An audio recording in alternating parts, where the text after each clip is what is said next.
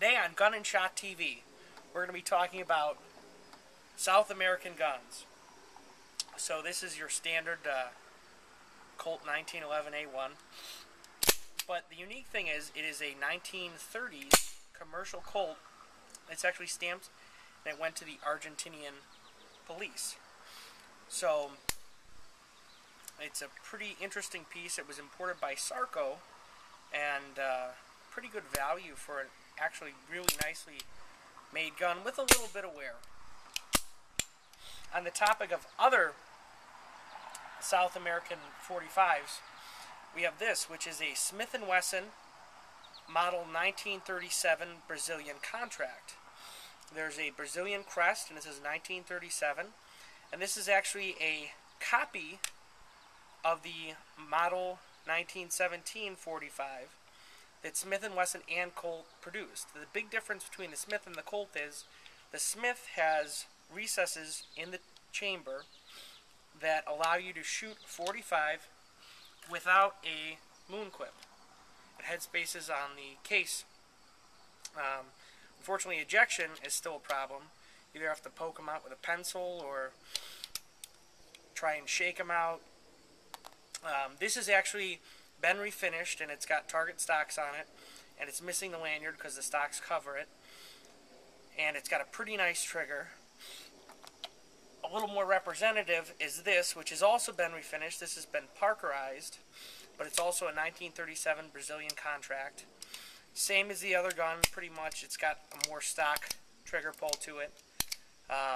These are pretty decent pieces. They were pretty heavily worn, though, which is why both of these have been refinished. Had they not been refinished, I have a feeling they'd look a lot more like this, where they have almost no finish left. These guns are awesome value for the money, and a pretty cheap, comparatively, way to get a 45 revolver.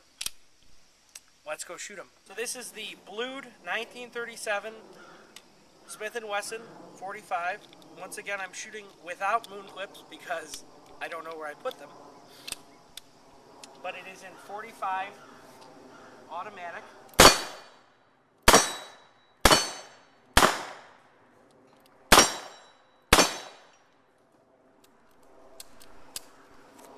Might have a little bit of setback without the moon clips. But like I said, we'll have to eject these with a pencil or something.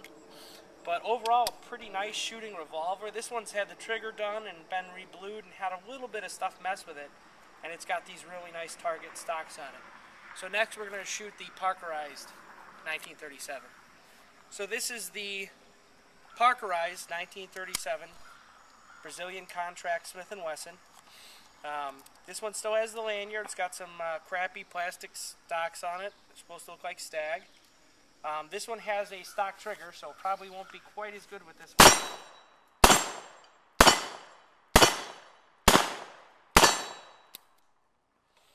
And once again, no moon quips, so we're going to have to pop these out with a pencil, but not a huge deal. And that was the whole idea behind it, was in the battlefield, you run out of moon clips, you find somebody's 45 auto clip laying around with some ammo in it, you find some loose ammo, you can throw it in there, get 6 shots off.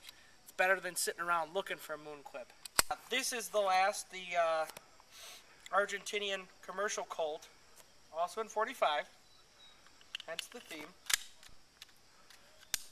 So, these are pretty heavily worn. I have not put new springs in it, so I can't guarantee it's going to function pretty awesome, but I've shot it before and it seemed to work okay.